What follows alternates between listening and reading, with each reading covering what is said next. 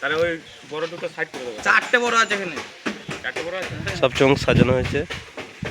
এই প্রথম দিদি মুজাম মতো কপালে গেলাম, কপাল ফাড়ি মুজাম করেছিল।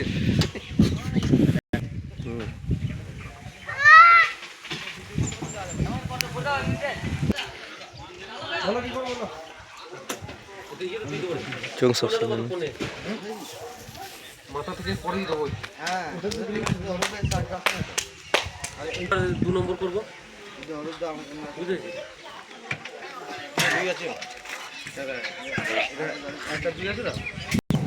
একটা পর বাঁধা হবে মাল আজকে, কাল চেকিং আছে 12টায়।